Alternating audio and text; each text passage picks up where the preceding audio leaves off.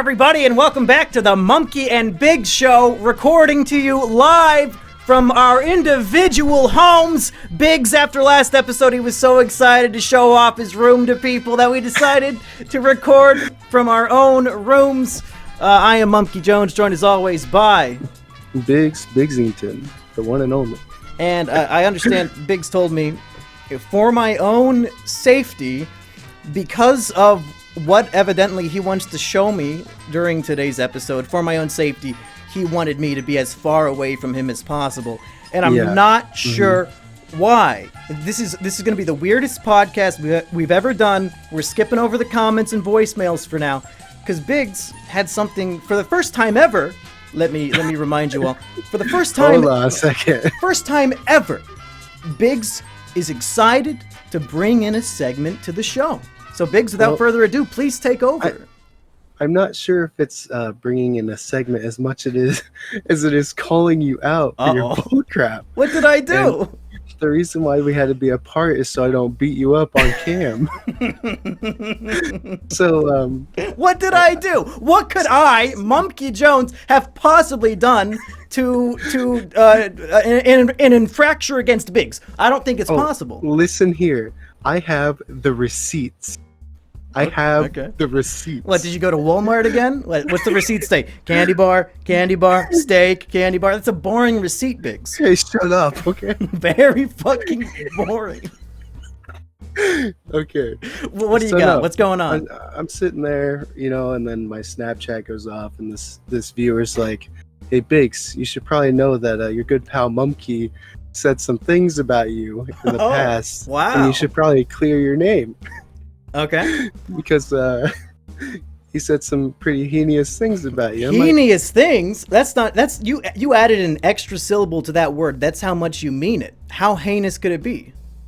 Yeah, whatever. Okay. So wow. So I got the video pulled up here, and it's not even like 5 minutes into the video, 10 minutes. It's literally the first 5 seconds. It's just him trash talking me, him and Patchy. Can we have some context? What is this video that you're talking about, and when was it made, and where was it even posted? I don't even know what you're talking about, even though it's on screen.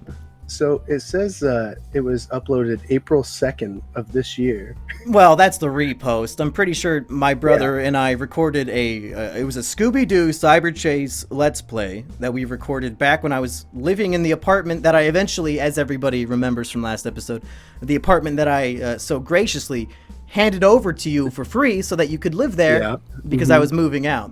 So it was way back in the day, living in that apartment. I don't even know if BIGS and I were on the greatest of speaking terms at that point. I mean, sure, he broke into my room in a wheelchair and tried to kill me for a Mumkey's anime review.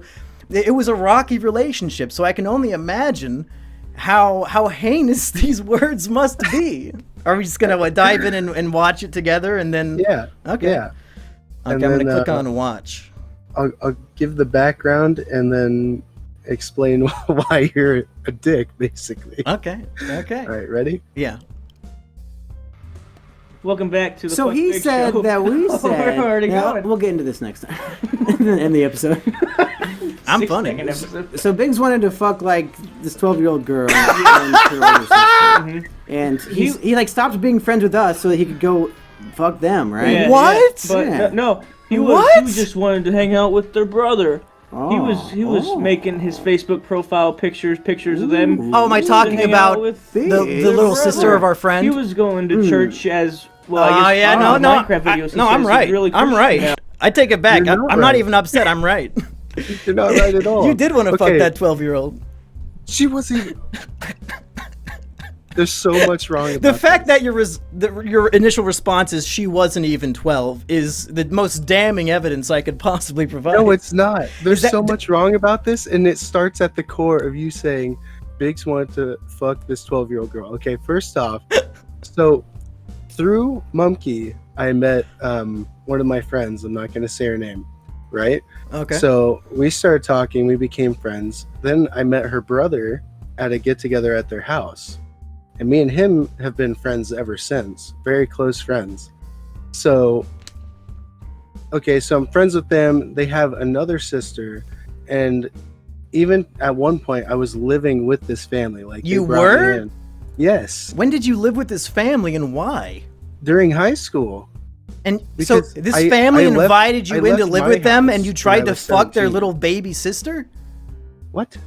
They were so kind to let you live with them, and you fucked their little 12-year-old daughter. That's horrible, Biggs. Oh my word. Okay. That's one of her catchphrases, you fuck.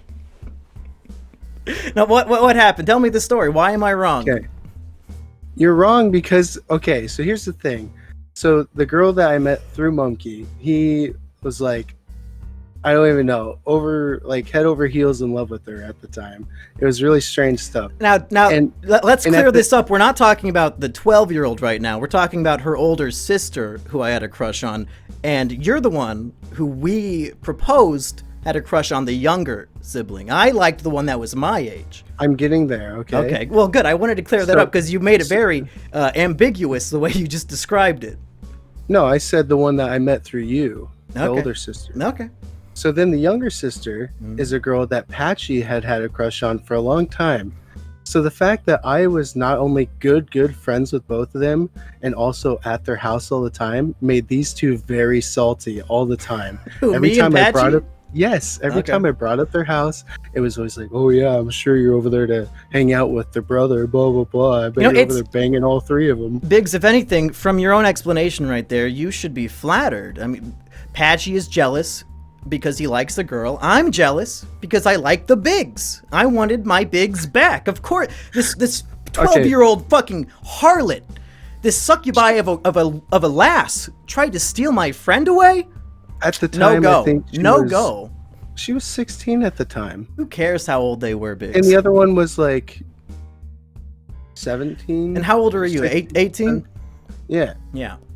But I was never interested in either of them. I was literally friends with their brother, and I still am. I was in his wedding.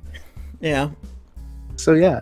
And then, hold on. I don't even think we're to the best part. Oh, wait, there's more? Okay, wait, I gotta click on watch stream again.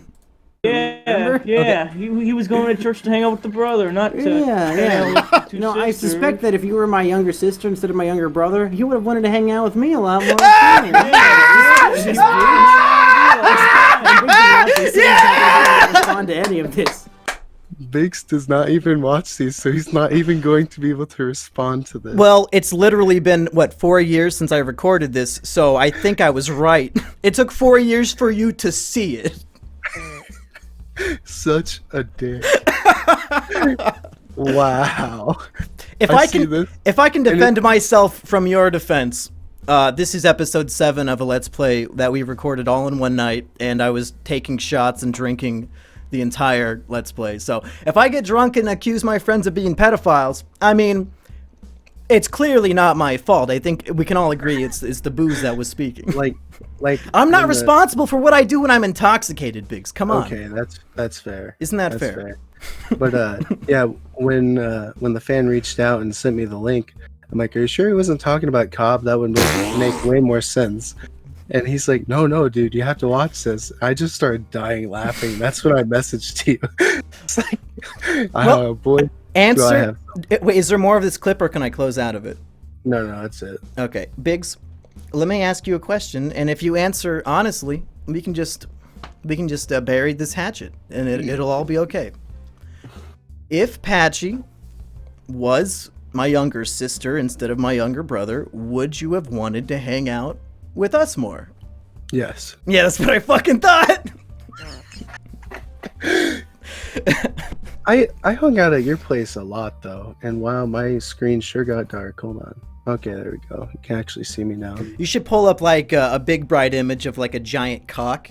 So then it's like reflecting in your glasses, like some guy's giant dick. Nathan Fielder does that all the time, like on Instagram. He'll like take selfies, but then you can see like in the reflection or like in a background mirror that on his computer he's like always watching gay porn. That's Nathan for you.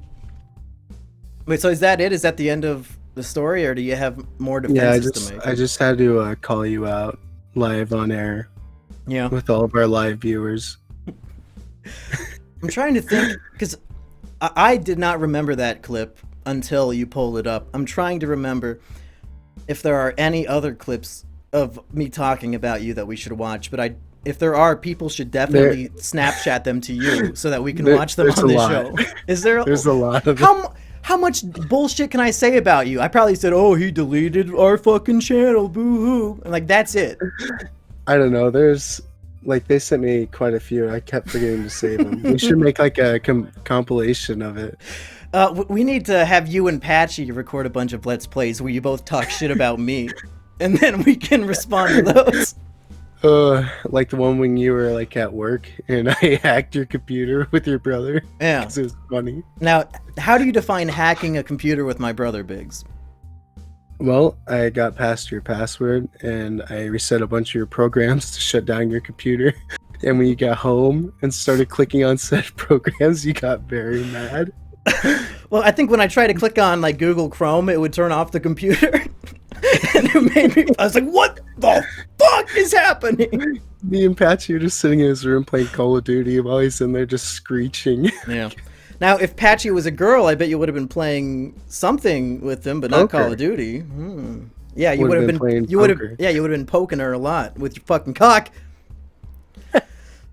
Speaking of cock poking, Biggs, do you want me to just ruin the entire podcast right now with my story of intense trauma and sorrow? Which one? And actually, it's a fresh wound. It just happened to me a few hours ago today. Oh boy. And now at 1:18 a.m., when we decided, oh yeah, let's do a podcast this week. Now when I'm half asleep, I get to recount the events to all of you. Biggs and friends at home, this is the legend of my 68-year-old incel neighbor. Now, you might be thinking, that's a clickbait headline. There's no way that's an accurate title.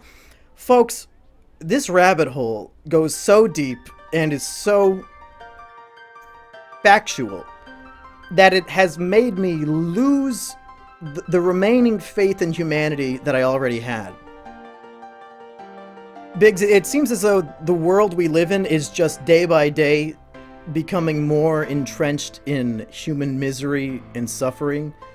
Every time I go on Reddit or Twitter, every single thing I see is police brutality and like going up to protesters, and they would pull down a protester will be standing there doing nothing, telling a cop, "Hey, you fucking pig, suck my fucking bacon dick, bitch." These cops are walking up to people, pulling down their corona masks and spraying them in the face with pepper spray. I've seen multiple clips of this. The world is just a miserable pile of shit, and everybody in it seems to be more sad than the last. Before I go into this story, Biggs, do you have any... I know you're really passionate about, police rights, and you think blue lives matter, so if you want to defend the anarchy from the police and all the, brutality, I guess now would be the time to do it. Well, I don't know if most people know this, but it is possible to not agree with both sides. I don't agree with police brutality, and Biggs, obviously what happened with George Floyd was awful. Come on. Biggs, but you literally also, texted me this morning, "I hope the cops win. Fuck all those minorities and protesters." You texted that to me. You said, "I can't wait till I get my police license, baby." I sent you a selfie of me like giving 24 packs of water to the police. No, you're like the fucking Kardashian. You're handing out Pepsis to everybody at the protest. Oh, yeah. I forgot about that. Well, that was during the apparently last so one. did everybody else, because I have not seen any Pepsi on the streets. Just carnage. Yeah. But on the flip side, like I was going to say, you can also disagree with the looting and stuff. Like, we've had great protests here that were fine. And then Did you go? Did you attend the Des Moines protest? I was going to after the first day. I know that you're a big fan of marching, so... Yeah. But, and then obviously downtown turned into a hellhole of people throwing bricks and destroying shit. So I'm yeah, I'm not going down there. Yeah. Oh, I haven't heard about this. What happened in our little city of Des Moines? There's been terroristic anarchy. What's been going on? You didn't see any of that on the news? There's like I don't watch local news anymore. Like, it was awful. They were like, pepper spraying and flashbanging people. Yeah. And then just recently, they like went and destroyed like Kinnick Stadium in Iowa City, and I guess they're gonna go destroy the children's hospital. Why? I was watching Why? I was watching a Mr. Beat video about. I think it was Mr. Beat video. It might have been a video that Mr. Beat tweeted out, but it was about Confederate monuments and statues. And he showed a map of the United States, and it had like a little, symbol for where each of these statues were, honoring the soldiers of the Confederacy. And at the southernmost tip of Iowa, there was one dot on the map. There is some sort of Confederate statue honoring, the slave states somewhere in our state, Biggs. Should we go on a road trip to vandalize that statue? Sure, why not? I think it'd be fun. I think we should go. It's probably already been torn down. Honestly, I don't even know why that statue would be in Iowa. We were on the winning side of that war. Why would we put up a monument to the losers? So, across town here in Carlisle, there's two houses side by side. One has like a pallet set up that looks like a flag, and it's the pride flag. And right next door is this another pallet flag, but it's the Confederate. Wait, gay people can be in the Confederacy? No. I don't see the problem. So the thing is, the pride flag came up first, and then like a Confederate flag. It was a came out. response? And then they put up something else, and then like... Imagine you hate your neighbor so much that when your neighbor hangs up a pride flag, you're like, fuck that guy. I'm gonna respond with a flag too. And you hang up a fucking Confederate flag. Like, just go to your neighbor's house and talk to him. You don't need to passively aggressively hang up flags. That seems like a bit childish, I would say.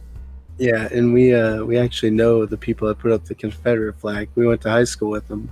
Who? Do you remember the kid that everybody called Sweat Train? Oh, Ben? Yeah. That Ben hung up a Confederate flag? It was his house. Really? Yeah. What the fuck? Okay, well, I mean, honestly, I don't actually have a problem with it. People can hang up whatever stupid fucking flag they want, but I'm just surprised that that's coming from Ben. That doesn't... I never thought he was that type. Okay, well. I mean, his family was kind of out there.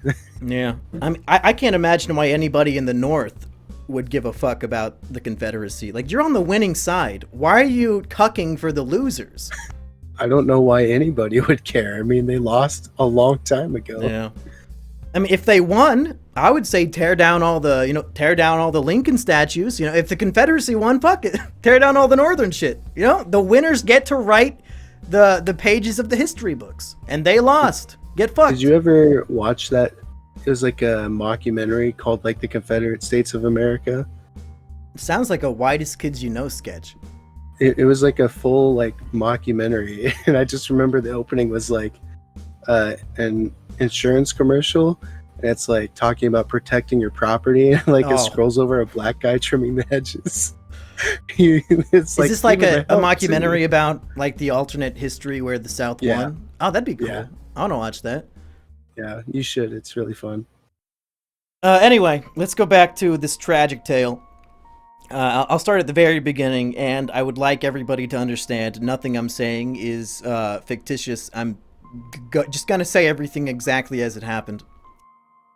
Since I moved in here, I have become friends with one of my elderly neighbors. As most people know, I moved into a retirement facility because, I could afford to just buy the house outright and move in, and now I live in a neighborhood with, I would guess, no crime, because everybody who lives here has to, like, sit on a fucking chairlift just to go down their 3 porch steps. So I doubt they're going to be, looting and shooting up the place. It's a pretty safe neighborhood.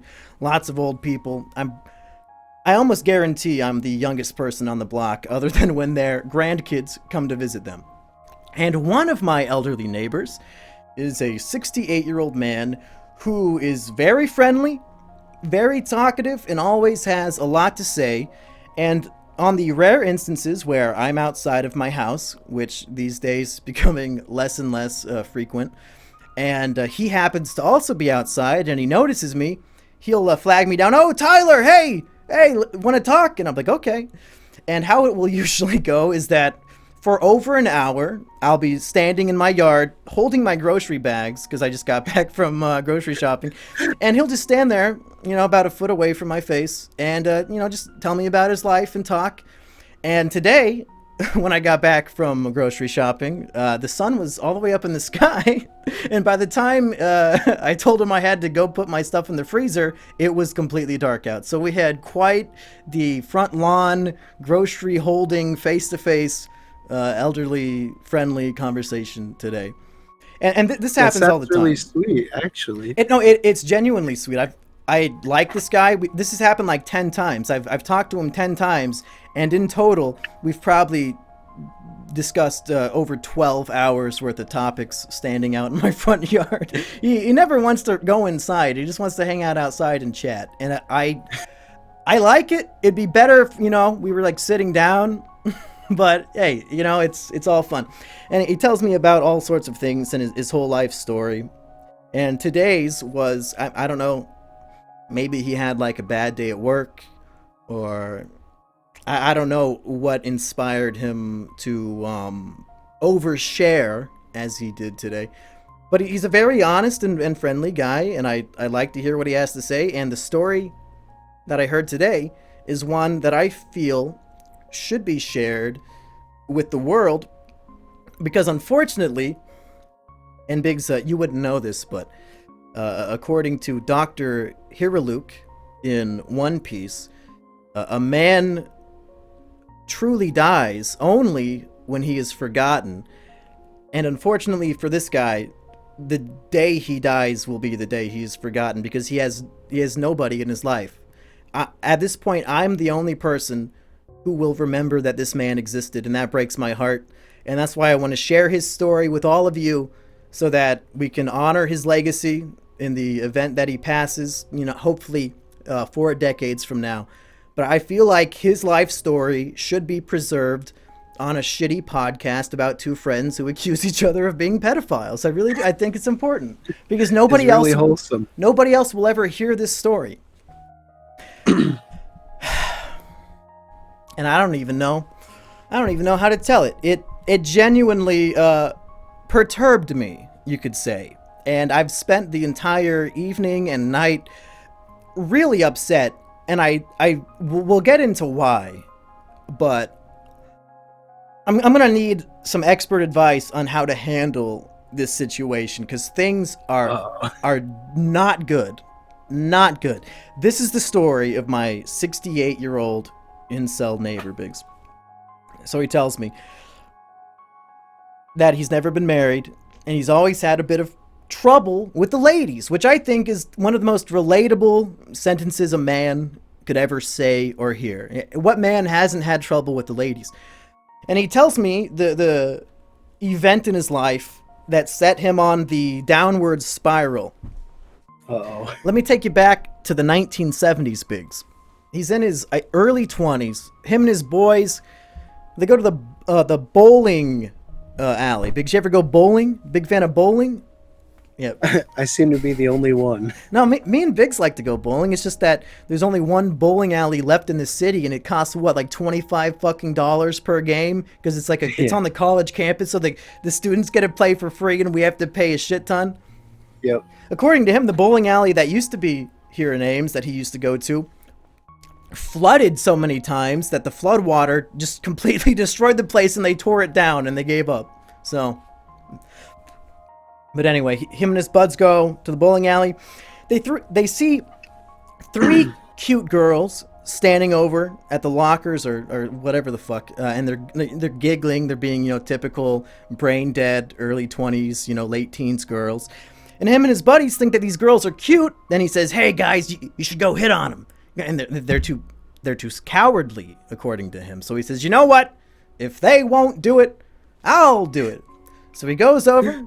This is back, he said, back when he had the confidence to approach women and talk to them and stuff. He went up and he asked them out, and it actually worked. All the 3 of his friends and the 3 girls, they got together. They all paired up, and they started dating. And he said he went on 2 dates with the girl who he fancied, and the first one, evidently, she was pretty bored. I don't know why, because he's a very entertaining talker. And then at the end of the second and final date, you know, he pulls up to her house to drop her off, and they're sitting in the car, and he's all nervous. He wants to kiss her, but he doesn't know how to do it. And he's like, do I go in for the kiss? Do I ask for the kiss? What do I do? Yeah, stop you. Just for the guys today, apparently asking is way old-fashioned, and you'll get laughed at on the spot, and it's very embarrassing. So just go for it. Don't even ask. Well, is it not more embarrassing to go for a kiss and then to be physically rejected rather than verbally? Verbally is pretty rough. I think somebody pulling back from a kiss is way worse. I guess the audience straw poll, what's more embarrassing and soul destroying? Asking for a kiss and being rejected, or going in for one and being rejected? Well, I haven't experienced the latter, but the first one is definitely like soul crushing too. According to him, his entire life has been soul crushing due to women, and it's not even like, I guess for me, it wasn't like getting rejected. It was just them laughing that I asked. They said, should have just gone for it. And like, I still got it, but it was just so humiliating. He was very specific with me that his greatest fear is rejection from women, which blew my mind, because this man is 68 years old. I mean, I can't imagine still giving a shit about what women think when I'm 68. I've given up already, and I'm 24. This man is 3 times older than me, and it breaks my heart that he is still, like, heartbroken and cares about this shit. But anyway, he walks her to her front door, real gentleman, and he decides to go with the asking method. So he asks her for a kiss. Biggs, what do you think happened? She said, of course. They kissed. And got married, had sex. Got married. She actually said, if you want to, go ahead. Sounds like a pretty good answer. I would like that. So he kisses her, and he's expecting like a romantic embrace. He wants her to, you know, he thinks that they have this connection. They've gone on 2 dates. He's been a perfect gentleman. He expects her to, you know, kiss him back, maybe hug him around. I'm not making up these details. I'm relaying specifically what he said to me. Keep in mind, we were standing outside talking for over an hour, and I think I got in 3 sentences. So there's a lot of details I need to comb through and remember. Oh, no. He kisses her. Then he pulls back, a little bit disappointed that she didn't seem into it. And then she says to him, I don't know how that could be exciting for you. To me, it was repulsive. And then she goes inside her house and never speaks to him again. And he said it was the most hurtful, heartbreaking, soul-crushing thing he'd ever experienced. And he straight up told me he wanted to kill himself. That girl and that specific moment in his life, he genuinely was so heartbroken, he wanted to kill himself. And I'm like, wow, is this who all of our fans are gonna be when they're 68? Like, this guy sounds like the warning that we all need to hear. All of us in the Mumkey and BIGS incel community need to hear this. If we don't make some sort of change, our fate might be we end up like my poor neighbor. So he said from that point, it was, what happened to him was so hurtful that he just was too afraid to talk to women anymore. He gave up, and he said, you know, the next 45 years of my life just flew by. The only connections I had were my family. I'm all out of friends. I've never had a girlfriend. I've never had sex. And you might think, isn't it weird for a 68-year-old acquaintance to come up to his neighbor and tell him that he's a 68-year-old virgin? Yeah, I thought it was really weird too. Believe it or not. Maybe he was just trying to help you, you know? Maybe he thinks you're a fellow virgin, and yeah, he might be trying to, you know, save me. He doesn't want you to suffer. Yeah, exactly. Right. Or he might be warning me to avoid women because I don't want to, you know, suffer the same pain he did. Too late. But yeah, I would imagine perhaps one of the issues he had in acquainting himself with a lovely woman might be his ability to overshare. Because in my experience, he's a big fan of oversharing about certain aspects of his life. And thankfully, I think I've gotten to the point where I overshare, but only to the point where it's funny. I used to overshare to the point where it was sad. Now I just try to keep it funny. I try to keep the sad stuff to a minimum. But he's just like, I'm gonna get as sad as fucking possible. Overshare to everybody. Anybody who will listen to me, they need to hear my whole life story.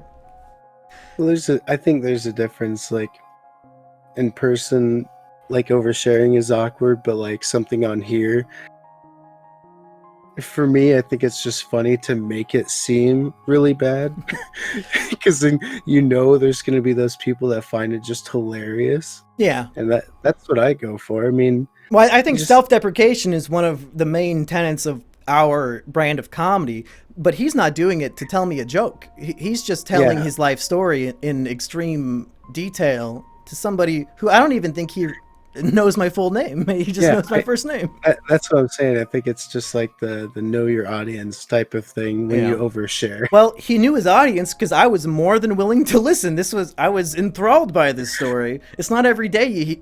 I didn't know that 68-year-old incels even existed. And here I have one living down the street who comes running down the sidewalk whenever he sees me to tell me all about it. But Biggs, the story is just getting started. You think that's the tragedy? That's just we're here. The tragedy only escalates all the way to the tippy top from this point on out. So he tells me, since he hasn't had any luck with women over the course of his life, hasn't been able to find a girlfriend, of course, what does a desperate man do when he needs to find love and he's too scared to approach women in person? Biggs, what would you do? What services would you use to find a woman? I mean, back in his day? I guess in the modern day, he is still to this day trying to get his noodle wet, as Biggs' uncle would say. That is, dude, we need to just get him a prostitute. Well, we really should. Hold that thought. Wait till we get to the end of the story. And we honestly shouldn't be laughing. I mean, it's kind of funny, but it also makes me so angry, and you'll find out why I'm fucking furiously angry soon. But he tells me he goes on all the dating websites. He was interested in finding an Asian GF. But he didn't want one from overseas, of course, because they're just using Americans to get green cards and then they'll dump you. You don't want that to happen. So, he did some research into, Asian dating, but only American Asians. He's doing his research. He's putting in the work to get this girlfriend. He told me he used Tinder, which I did not know. People over 60 were on Tinder, but I guess they are. And after this long search on all these websites, he recently, as of I think late last year, has found his wife. Biggs, are you excited? He's going to get married, and I'm going to be invited to the wedding. I specifically made sure I would be invited. Do you want to come? Sure. Okay. But I'm horrified by the end of the story, so... How old is she? Well, he also mentioned to me that you got to be careful when you're trying to find these women online, because there's a lot of people out there who are, they're just evil people who will try to take advantage of you. And evidently, he has spent a few $1,000s on things that ended up being a scam. Women would ask him for gift cards and money, and Google Play cards, and he would, he's like, hey, I learned my lesson. I'm out a few grand. I sent some, bad people money because they tricked me. But it's all over now. I finally got my soulmate woman who is going to marry me. You want to hear about this woman, Biggs? Now, of course, my instinct after watching so much Kit Boga and having an IQ above 20 is to, make sure that this woman is real. Because evidently, according to him, she is half of his age, so in her mid-30s. And I'm thinking, well, a woman in her mid-30s, does she really want to get married to a 68-year-old virgin who lives with his 91-year-old mother in a trailer park? Maybe. It could happen. You Possibly. think that? Yeah, it could happen. And so he's telling me about her. He's, oh yeah, she's half my age. She lives in the South, but she's coming up here soon, and we're gonna meet in person. And as evidence that she is real and not an Indian text scammer, he told me that every single day they talk on the phone. So there's an actual real life adult woman who is talking to him on the phone every single day, and he's telling me the intimate parts of their conversations about how he's going to treat her like a princess and all this really cringy stuff that no man should tell another man. The things that we men say to women in a flirtatious manner probably should never be public, because we would all immediately be horribly ashamed and embarrassed. But he's on my front lawn just telling me everything that they're talking about. And God bless him for it. Thank God for his honesty, because I think it might come in handy. So, I asked him, hey, just to be clear, this woman hasn't asked you to send her any money, right? Like all those scammers did? And he said, well, she needed $100 because she wants to watch Netflix on her phone, so I got her $100 Netflix card, but that's it. I'm like, oh, okay. Okay, that's, seems legit. I mean, you're talking to her on the phone. We know she's a real person. And he also tells me he is excited because he's not the richest man. He hates his job. He told me every day he still has a job, and he told me that the people he works with are young guys my age, and they all bully him on the job and make fun of him for being an old man, and he hates it there, and he wishes he could quit, but he desperately needs the money from the job because they have no other income for him and his 91-year-old mom. So he's working a job that he hates, where he's getting bullied. This is a man who has been a bullied virgin literally for 7 decades of his life. Utterly tragic and horrible. This is a man who has had an entire lifetime of loneliness and insignificance, and now in his old age, he is still being bullied by the youngest generation in the workforce. And I don't know how I could feel any more bad for this guy until he tells me his master plan to get out of poverty and quit his job forever. And it all ties in to his princess. This girl is going to save his life because, as it turns out, his fiance, they're planning on getting married, and she's going to come visit very soon. She is going to receive a very hefty inheritance, and she has promised to give all of the money to him. So that they can live together and be rich, and he can retire. He told me he already picked out the Corvette he wants to buy with her inheritance money, and whenever the Corvette he wants to buy gets sold, he'll send her a screenshot and say, we missed another one.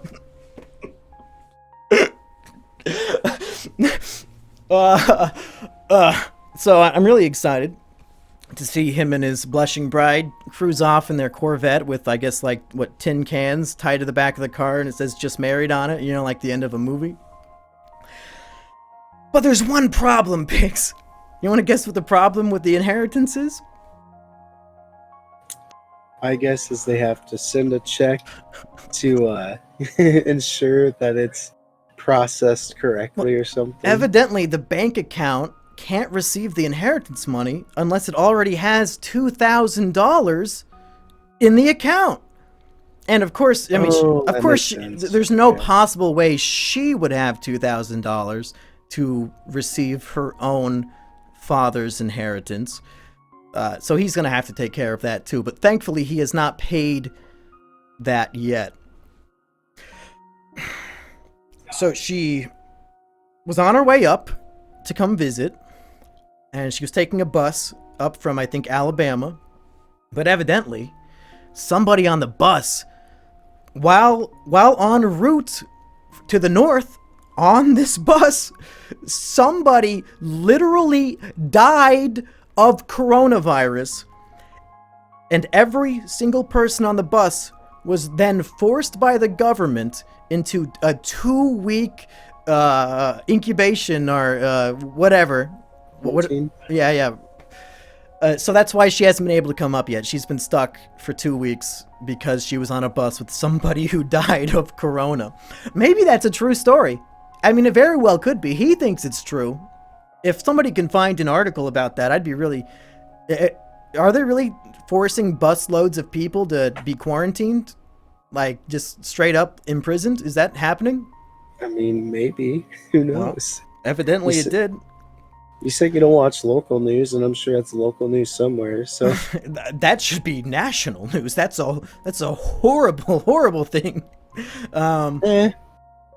I don't know if I want to be forcibly quarantined. At least let me go home. Like, it sounded like they were like being held at a facility. Nah, just in the bus with the dead guy. Oh no! Is that going to be like Speed 3? Where instead of keeping the miles per hour up, they have to like keep the corona patients up. If this bus goes below 50 miles per hour, you'll all die of corona. Keanu Reeves has to come drive the bus. Big fan of Speed, Biggs? Yeah, great stuff. Great movie. Yeah. So now it's really just a thrill ride. Now I'm faced with this great quandary, and I would like the advice of you and the audience. Because believe it or not, I am a little suspicious about this woman. I think she might have cruel intentions. And the saddest thing is, we know it's not an Indian tech scammer. It's not some fucking 30-year-old bearded fuck with an accent behind his computer screen over in New Delhi, robbing old senior citizens in America. This is an actual woman who speaks to him on the phone. And that's how he knows that it's legit. This is a real life woman who is taking advantage, in my view, of my very kind incel neighbor. And of course, I want to tell him, hey, maybe until you meet her in person, don't give her another penny. Maybe. Because he also sent her money for the bus ride. I don't know how expensive bus trips are, but he paid for it in full. I can only imagine where that money actually went, Biggs. So my problem is, he legitimately thinks that this woman is going to save his life and fix it for the better. He told me he's been researching ways to pleasure a woman so that he's been telling her, hey, I might be a virgin, but I'm going to know how to make you feel good. He told that to me, that he told to her. And I was like, okay. And he's going to get her inheritance money, and he'll no longer have to work at that job where he's relentlessly bullied by 20-year-old fucking brat fucks. And he can buy the Corvette he's always dreamed of, and he can buy new, he wanted to buy new paneling for his trailer, so that sounds pretty good. And that's the only thing he's living for right now. And I think back to how 45 years ago, he was on the brink of suicide because one girl he went on a date with didn't like him after, a couple dates. So I can't imagine his reaction at the age of 68 and finding out that his soulmate true love is actually a scammer who is investing so much time into stealing petty cash from this man. Imagine talking on the phone to an old man every day for almost a year. I would imagine, or I don't know how, I think he's half a year every day, and you've only gotten a few $100 so far. Fucking Netflix, Google fucking Play card. And what the big plan is to get $2,000 from him in this insurance or in this inheritance fraud bullshit. Really? This woman could go get a job and with 1/4 of the invested hours make so much more money and not have to feel like an immoral, heartless fucking cunt who is abusing and taking advantage of an old man who is so desperate for love after 7 decades of never having a fucking girlfriend that he has convinced himself this woman is real and actually wants to marry him and give him all of her money. He legitimately thinks it's real. And my question is, 1, do I tell him? And 2, how do I tell him? Because if I tell him this, how do I know he's not going to legitimately just commit suicide? Like that, would that not be the final straw in this man's fucking life story? After all the years of heartbreak and loneliness, to find out, oh, not only did you just get scammed again, but that girl you're in love with, not only is she not the person you think she is, but she fucking hates you and is using you and is abusing you to steal your fucking money. And you will never, ever meet her. She will never come here. I will not attend that wedding because it's not fucking real. Biggs, is it my responsibility to explain this to him? What in the fuck am I supposed to do? Because if he keeps getting scammed, he'll eventually find out that it's fake and probably kill himself anyway. Do I do the mercy kill and tell him now? Because I don't want him to waste his money, but I also don't want to break his heart. And would he even believe me? My guess is no. Yeah, It's a tough one. It's really fucking tough. I personally probably would not get involved because, like you said, if anything, he's not going to believe you and he's just going to hate you for it. I know, man. And that's why, I opened up earlier in the podcast about how this world seems to be nothing but a miserable, what's that famous video game catchphrase? Like humans are a miserable pile of scraps or something stupid. All the despair and tragedy and pain and torture in this world that we're seeing just flooded into our Twitter feed is bad enough. And then I find out that my kindly, friendly, talkative, elderly neighbor has lived an entire lifetime of loneliness and pain, and it's only been getting worse. And now he's being scammed and robbed and all these horrible things. And this man is going to die a virgin. He is. Whether it's by his own hand or by God's hand, this man will never feel the warm embrace of a succulent puss, Biggs. Can you imagine? That's what I'm saying. We gotta get him a prostitute, dude. Biggs, how old are you? 25. You've had more sex than this 68-year-old man. Does that make you feel sad? This poor fucking guy. So yeah, audience at home, I guess you tell me what to do. Biggs says I shouldn't get involved, but I feel like now that I'm the only person in his life other than his mother who will listen to him speak, and everybody else either ignores him or bullies him, and the only person who he feels like he has a connection with isn't even a real human, it's a fucking thief, is it not my responsibility to help this man? I honestly am so upset about this, and I don't know what to do. I honestly don't know, dude, because then it's like he finally has somebody that he can talk to, and then that person comes to him and tells him this whole thing he's been living for months is a lie. Like, to me, I think that would...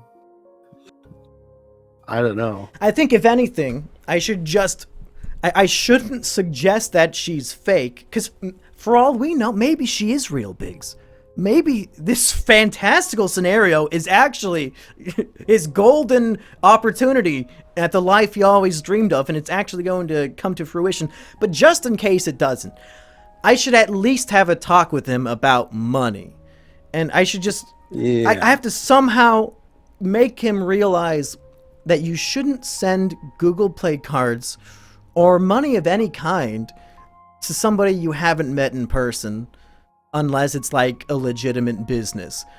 And for those of you at home, if you're like on a fucking app or in any scenario, if you're trying to like buy drugs from like a dealer that you met on fucking Whisper, or you met a girl on Tinder and she wants to watch fucking Netflix on her phone, no matter what scenario, never, ever, ever, ever, ever, ever buy a gift card and send them the code. Never, under no circumstance, ever, ever, ever. It's a scam every single time. Don't fall for it. You will waste your money. You will want to kill yourself. Don't do it. Don't do it. I've watched enough out of it. I've watched so much Kit Boga that it blows my mind that anybody would ever try to pay for something to a stranger with a gift card. Guess what? You send them the gift card code, they redeem it, and then they stop talking to you. That's how it happens. Unless you hook a lonely old man into sending you multiple money gifts. Because you call him on the phone every day and convince him that you need... Netflix, man, it's $200 a month now. I'm gonna need another Netflix Google Play card from you.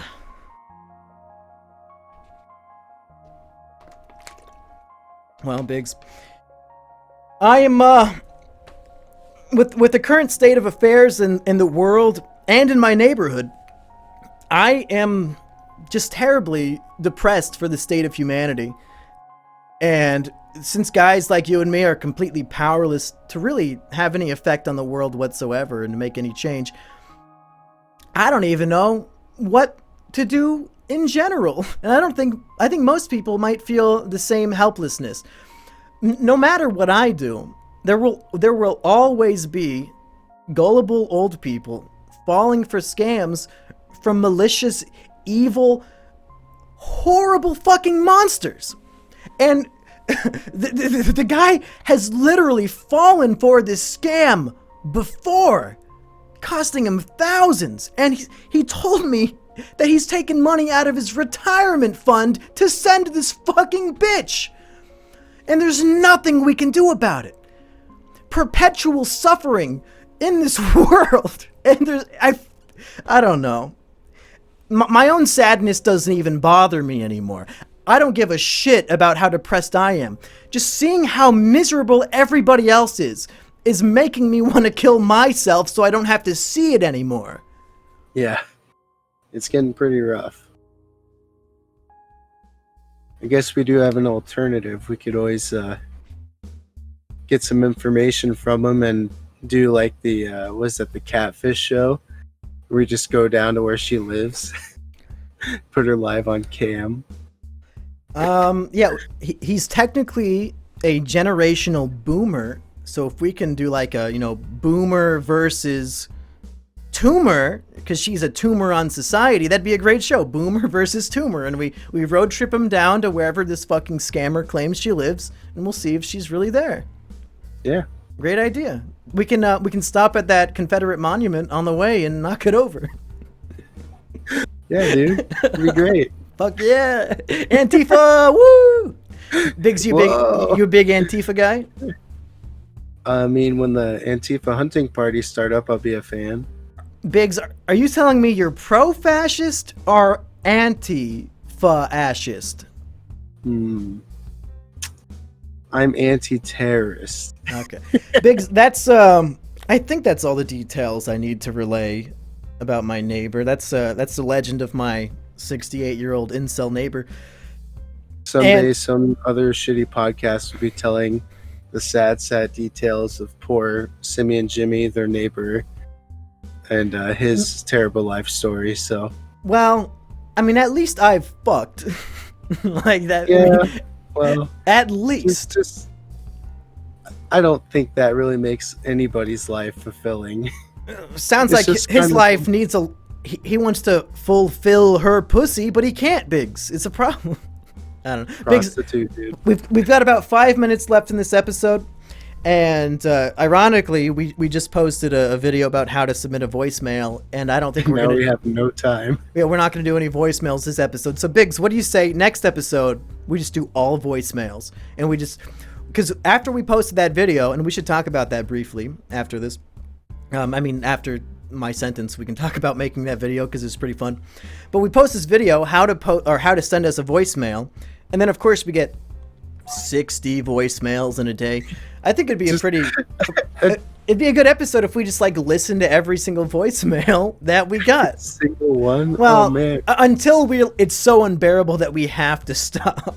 We should do it as a live stream. No, we shouldn't. Just get donations as we listen to them. And then upload the VOD and get more views. I mean, if you insist, I'm always begging Biggs to stream more. So if I have to be involved, I guess if I have to. But Biggs, you want to talk about? They literally blow up my phone every day. There's just more and more voicemails coming in. Like I'm looking at my phone right now. There's another email from a voicemail.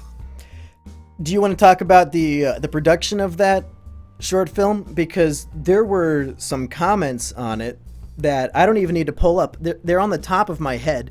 One in particular, and if you haven't watched this video, Biggs, do you want to explain what the video was for anybody listening to this podcast who for some reason didn't watch our 2-minute comedy sketch? Basically the video was just sad, lonely Biggs getting told how to upload or create and send a voicemail. Yeah. And it was a riveting story. And Biggs plays both the numbskull who doesn't know how to send a voicemail, and he also plays the condescending narrator. So he's really just bullying himself on screen, which I think he even hits himself in the face with a shoe as a comedy callback to a short film we made in high school. So literally I had beating himself in the face. But yeah. The opening line of the video is, did you set up a Minecraft battle station in your mother's kitchen, and you're sitting in my kitchen at the little counter, and in the background you see like the fridge and the stove, the microwave, all that shit. So it's it's very obvious that we're filming it in the kitchen. It's not a goof. If we went on the IMDb and looked at the goofs and gags for this short film that we made, that would not be a goof. That part is accurate. Is that safe to say, Biggs? Yeah. Yep. So this comment that I want to talk about, I don't know who posted it. I just remember what they said, and it has stuck with me ever since we posted that video. You remember the last episode of this podcast when I was roasting the room that you're currently in? Yeah. I was like, what did I say to make fun of your bedroom? Basically, you went into intense detail about your other friend's trailer and how disgusting it was, and then you said that my room alone out of this whole house reminded you of that trailer. Well, that like all the walls are covered in like black tarps and stuff. I was pretty clear about what your room would look like. Basically, my room is an unfinished room that just Right. needs drywall, and that's done. So on this video of you sitting in my kitchen at your computer, somebody commented, "Is that Biggs' room? Because it doesn't look as bad as Mumkey described."